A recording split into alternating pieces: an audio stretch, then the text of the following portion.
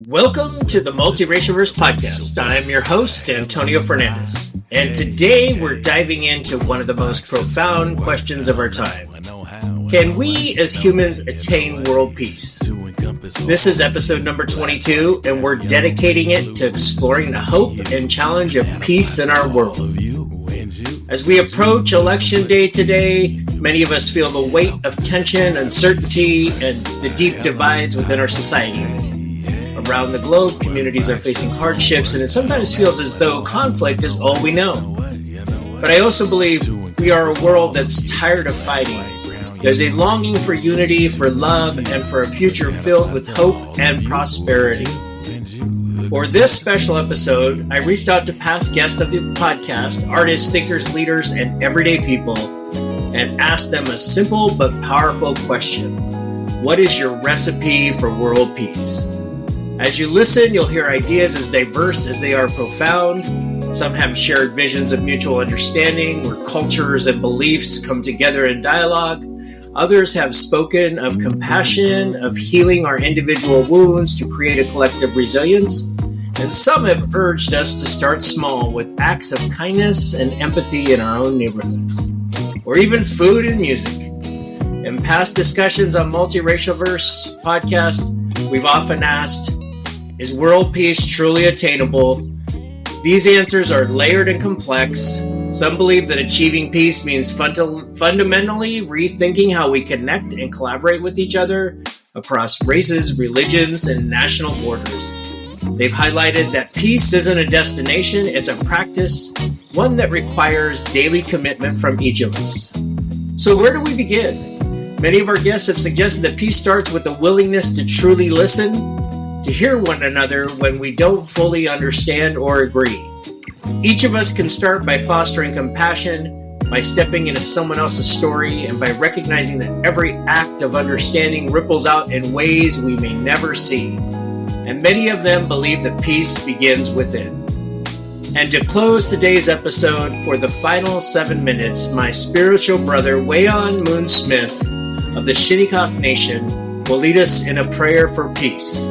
This prayer is a time to mourn all we've lost, our loved ones, our innocence, our sense of safety, and to plant a seed of hope for the world we can build together. Thank you for joining us in this sacred space today. Let's take a deep breath.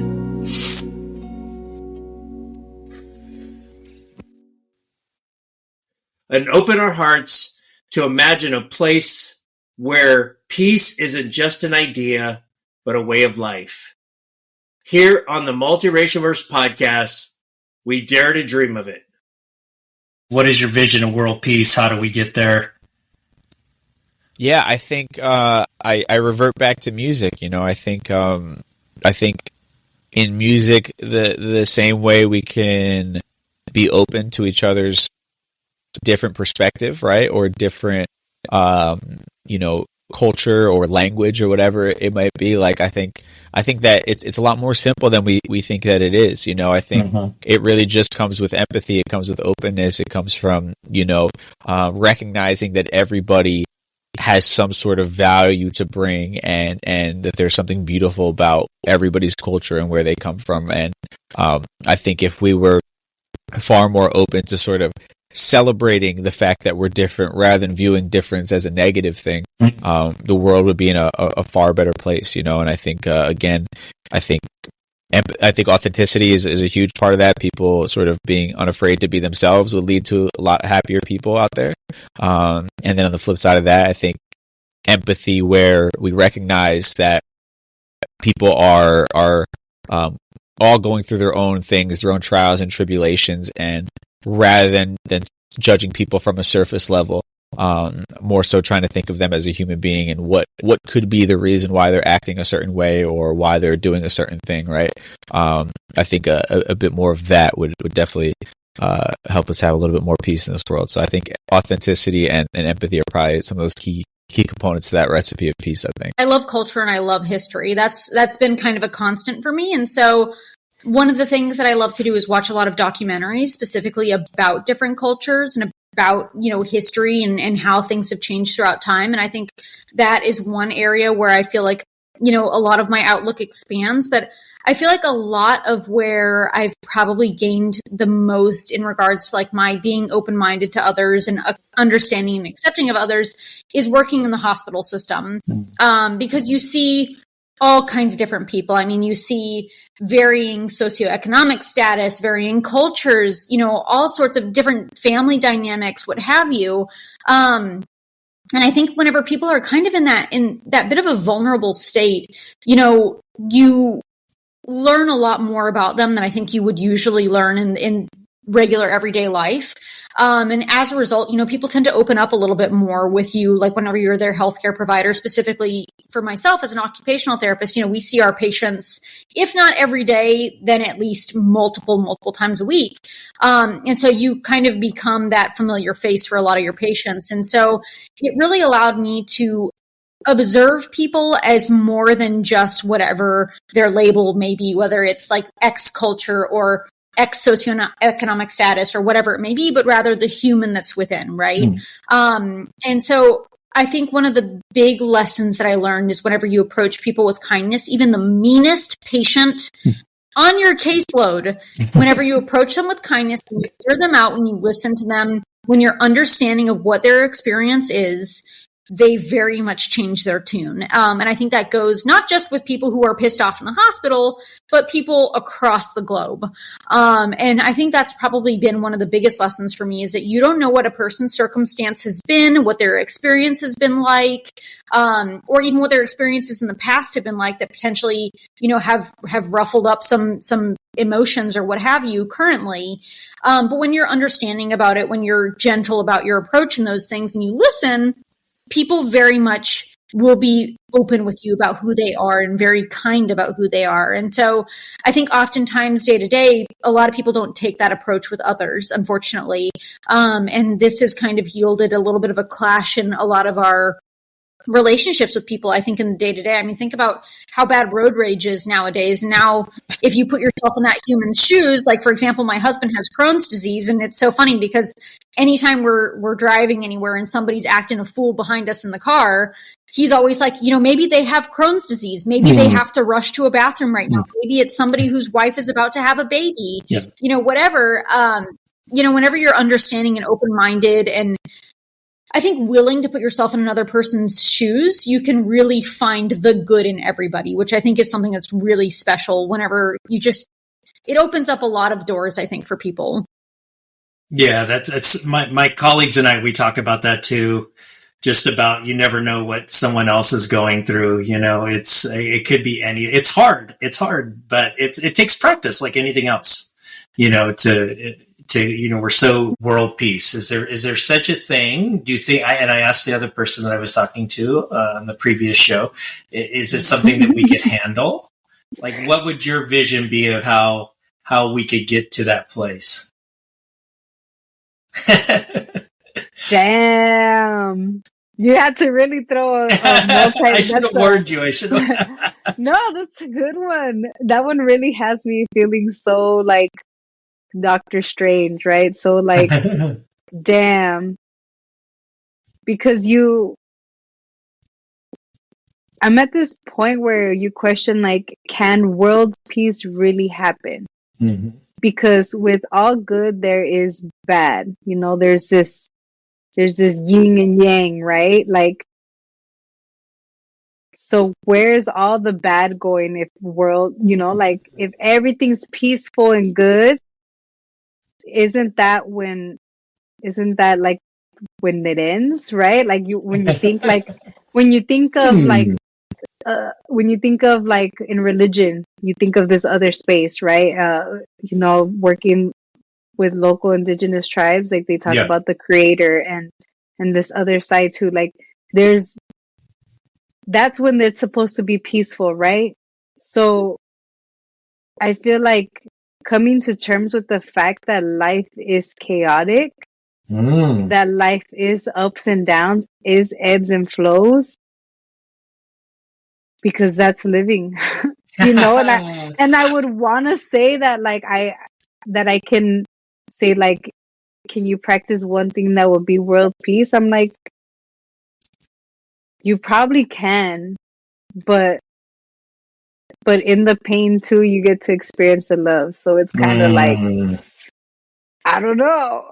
I Yeah, would no, like that's to good. hope I that think there that's was world peace, but then like, I don't know. Is that for the afterlife? That's a tough one. That's a tough one. Empathy, yeah, empathy, compassion, yeah, and food. How do we obtain world peace? What does that look like to you? Do you think we can handle it? Definitely. I mean, all these things that are happening now are like all the terrible things are so unnecessary. Yeah. They're so unnecessary. I mean, when I think of the war in Tigray, I'm like, so many people died and they should not have had to. Like, can we handle world peace? Of course. We cannot handle what's happening now. It's just so many people who are in pain, people who are actually living through war and genocide. That reality, which I have no idea what that reality is like.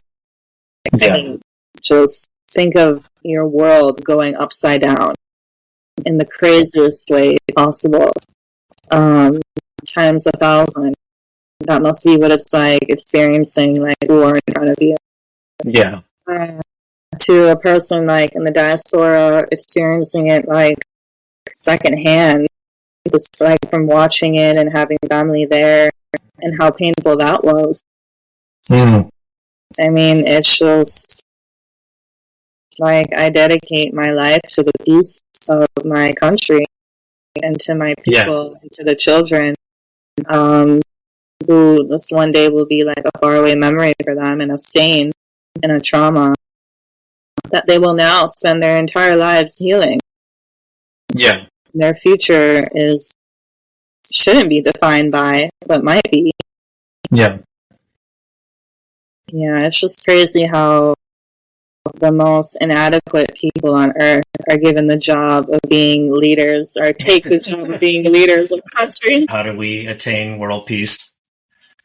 I feel like world peace is such a movable target, and it kind of goes back to my earlier comment about I think that everybody's priorities are so different that if everybody valued peace, then I think we could work towards it. But because some people don't, just because of whatever their beliefs are, peace is not the highest priority. There are other things that are more important. And some of it, I think, also is, it could be a privilege to value peace over other priorities. Ooh, yeah, definitely. But that said, I think that we can move toward a more peaceful society by just being more accepting of the fact that everybody here on this planet is living a life and they're trying to do the best that they can with it. And maybe their approach doesn't align with my approach, but if I can have a space for them to thrive in the way that I want other people to have a space for me to thrive, then I think that can lead to more peace. What's your recipe for world peace? It's such a good and difficult question, right? Like, as you know. Yeah.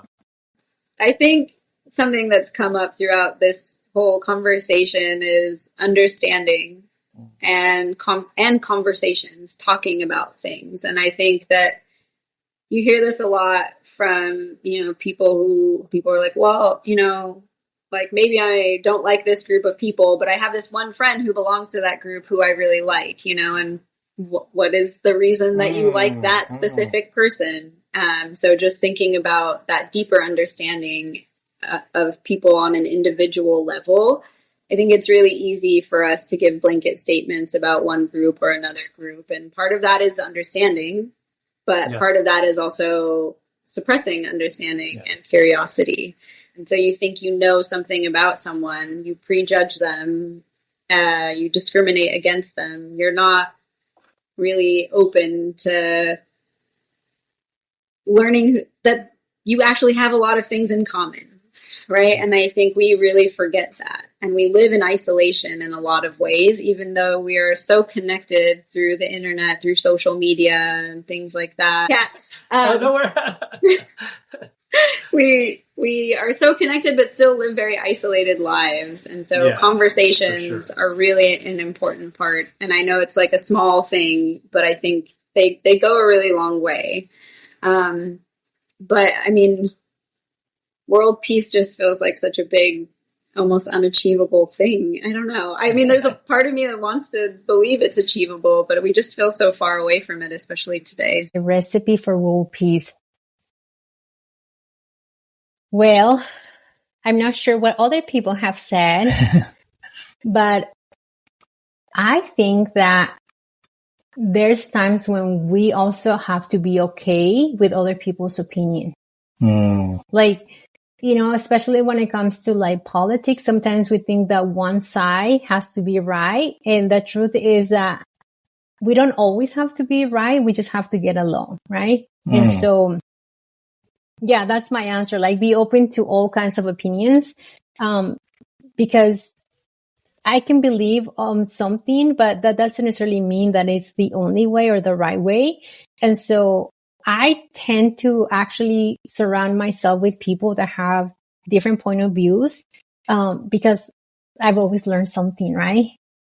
And we do need more of that right now. Like, we need more world peace for sure, because I'm working on my spiritual tools so I can have a journey to the spirit world. And what does that mean? My spiritual tools. That means doing things that I know that are good for myself, but also for others. Things that I do to help others that make me feel good, but help somebody else. That's feeling my spirit. You think it can happen? I don't know. I don't know. It's very tough. I think that's something that we all hope for. Yeah. But I think, I would say there is a war in between all sorts of things that we face, you know, and I think, there is like personal battles, there's a constant, you know, a fight for things, I guess. I guess it's depending on how you see it. For me, I would say the best recipe to find peace as well is to do things that bring that peace, not just to you, but to others. And I guess I try to do that with my work in a way that, you know, I guess when I did the one-man show and I was talking about, you know, the transition of being not just Bolivian, because it's a whole piece about identity. Let's talk about, who am I? Am I Bolivian? Am I Latino? Or am I British? So what am I? And I think because now I'm a British citizen, I got the passport, you know, I drink tea and milk, and I do things that are very British, and but at the same time I have this Latino, but also I'm Bolivian. So it's a whole identity crisis. And when people see that and they feel connected, they found themselves in a place that, oh, I'm not the only one that feels like that. And this is who I am, and that's okay. So it's kind of like finding a peace between themselves. And finding a peace between putting somewhere out there that actually connects with other people. So I guess, you know, it's doing anything you can, because there's so much going on around the world, and there's, you know, so much you can do. So if you're able to find that recipe of peace in between the surroundings that you have, I think you're doing an amazing job. I mean, this is, I love this question, and it also makes me a little bit sad, too, especially in the context of the time period that we're talking. While there's a genocide going on, it's easy to feel powerless. Yeah. And I think recipe for world peace: ditch capitalism, be nice to each other, don't eat animals or animal products. I think those are good places to begin. And then we'll see. Yeah. Once we've got those bases covered. Last question. What is your recipe for world peace? 90% solidarity. No, actually, no. I would say 50% solidarity, 50% inner work. Learn who you are authentically and ask yourself if you like yourself. No, you have to know who you are before you can make a difference. Before you can really, you know what I mean? Like the values of who you are really matter. And that is how you come into alignment with how you show up in all of this. Do that work. You can do it at the same time. Absolutely. It's not like one or the other, but you have to do that work. And I encourage people to do that work.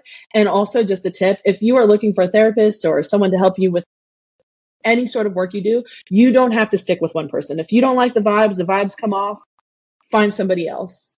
Because I think it is important to invest in you, because we live in a world where trauma is inflicted on us so much, like our cortisol levels are so high, and that just takes it out on your body. And so I really encourage people to do that inner work and come to themselves. That way you know how to show up, and you actually will care about people so much more because you care about yourself. Boom. Last question I always ask is, what's your recipe for world peace? Yeah. We end on an easy one. It's an easy one, yeah. We have another hour or so. Well, yeah. World peace, you can go different directions there. I think, I kind of question, as long as mankind has been around, the dawn of empires and dynasties, has there ever been true world peace? But I think it's how you look at world peace, or what's your definition of world peace. I always kind of think of, I can control what's in my environment, what's in my world. So if you can, I think, find peace in your world, that's the best thing you can do. You can't affect global world peace, but if you can affect peace within the world that you control. So, examples, I think just we've had a pretty toxic environment the last few years, right? And, maybe where some groups and individuals are having issues, like even just agreeing to disagree, or to kind of come together to a common place. I think if we can learn to live within our community and each other better, and not be hung up on things that you can't control, and it's okay to not have 100% agreement with everybody. You yourself might have better peace of mind, and if you can kind of maybe distribute that within your family and your social circles to have that acceptance, I think that's probably where you can oneself find world peace for them. But I think, for tying it back to indigenous culture and to the history, I think you can also look at world peace like, okay, what's peace for the world, planet Earth? What's important to me is like I think our planet can make the decision for world peace pretty soon if we keep going the direction we are, and give us the boot. So I think if we can, and there's been progress here. I think there's been positive movement towards, you look at land back initiatives for indigenous cultures. There was a recent case in California where a tribe, first time ever, was given essentially ownership, or to take over management of federal parks land, and to manage the land. I think we're learning, hopefully there's an awareness now where indigenous cultures and practices are able to, they're the ones who we have the cultural knowledge and history to how to best take care of the environment and protect natural habitats. And in the end, that's going to be the best for what we're dealing with everything with climate change and protect the globe. So I think that's another aspect to look at. World peace. We need to have a world to live in. So if we can look at causes that will help protect a land and amplify those kind of opportunities, I think we'll be halfway there. That maybe we won't get the boot. Hello, my relatives. My name is Wayon, aka Moon. I come from the Shinnecock Nation of Long Island, New York. Excuse my voice, I'm a little under the weather, but my brother Antonio hit me up and asked me to share some medicine. Gunalunkwa, right? Share my medicine with you. And so I've been listening to your shares, and I hear a lot of us are on that healing journey still. We're still on that mourning process, right? We're still going through that grief process, which is a good thing. That means we're not forgetting. This is a hard time of year for myself. As you guys were sharing, you were helping me to reflect on some of my relatives that I lost during this time of year to substance use. I'm a person in long-term recovery. And so I feel as, I'm not going to say I made it, but I am making it through that disease of addiction. But I have brothers and uncles and close relatives who did not. And so I have to choose to believe that when they crossed over into the spirit world to help me here in the physical world. And what I mean by that is that they're having ceremony right now. They're having ceremony for me to help me down here in this physical world, to continue to do the work that I do. And all I do is share my medicine with others, right? And so at this time, well, before I go into the song and share a little bit about it, I just want to express my gratitude and say tabutnish in my language. I mean, thank you for this opportunity, because this is going to help my spirit today, right? This is going to help my spirit today, right? And I hope it does for the same for you. But I want to share this because I was hearing about a lot of how you guys are remembering your loved ones, your relatives. And so this morning, before my two boys that I have left in the nest, my other son's, he's out the nest. I got two boys left in the nest. And before they went off to school, they said, Dad, it's emotional for me, y'all. So I just got custody of my boys, right? And so my boys said, Dad, we gotta go to Jemez. My boys are also Pueblo from here in New Mexico, from Jemez and Cochiti. And they said, we gotta go to Jemez. And then I remembered that, yeah, you guys do. Because they're going into ceremony. They're going to feed those spirits. They're going to make their offerings. They're going to be visited tonight. They're going to have visitors come to see them tonight, right? And so it just made me feel so good that my boys are still practicing their ways, right? And so this song that I'm going to share with you, I actually learned it from one of my bros who has since passed on. His name was Kenny Merrick Jr. of the Mystic River Singers, and he was a very close relative of mine. And he came down when my brother passed, one of my other brothers that passed away. He came down to the services and shared the song with me, and he told us to sing it. That it was to help those that were going through the hard time, that mourning process, right? And so the song, I'm going to attempt to sing it at least one time through. Again, I'm a little congested. I'm going to do my best, so bear with me. And I want to share that song as it will help. But before I do that, I have my sage here that I've been burning since I've been listening to you guys. So I'm going to light this sage here. I've got some cedar here as well. And this is all not from the store. This is all hand-picked, right? This sage here comes from Oklahoma, which was gifted to me from a woman who I helped her son get into recovery, has since been sober. It was handpicked from her to give to me as a gift. This cedar that I have here, I'm going to offer some prayers for your relatives that they come and visit with you tonight, right? I'm going to offer those prayers for you. I'm going to have this cedar that actually comes from the Squamish people up in Washington State, this flat pine cedar. So I'm going to put this in here as well. We're going to mix this together to send you guys some good energy, some good vibes before we send you off in a good way with this song. So I'm just going to fan you with this eagle feather and hope that it does reach you. And I know that we are in a virtual setting, but understand this. It's all about the intention, right? It's all about the intention. So my intent is to share my medicine with you in a good way, right? And so the song is in Lakota language because that's my brother where he came from. Right? He came from Spirit Lake, and so he taught me this song in his language. But it's a beautiful song, and pretty much what it's saying is, "My friend, where are you? My friend, where are you? The people are crying for you. My friend, where are you?"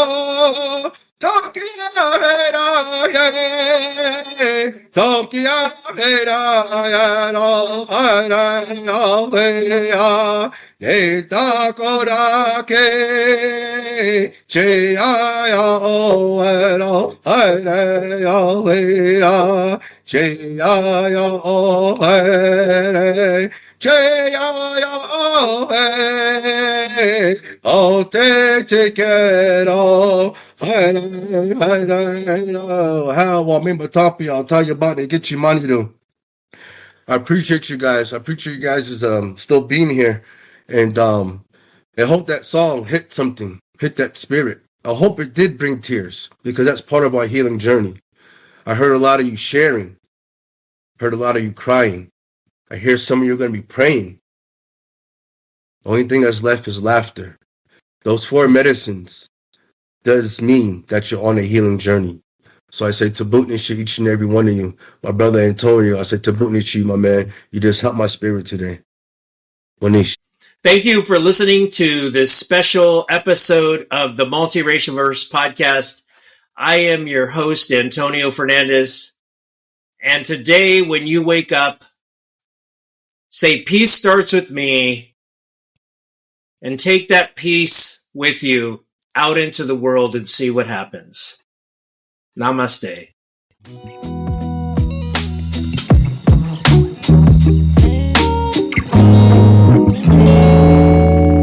Thank you for joining us for the Multiracialverse podcast. My name is Antonio Fernandez. You can find this podcast on Apple Podcasts and Spotify. Huge shout out to my friend Johannes Skoda for mixing and creating the intro music, and DJ Kazam for the track.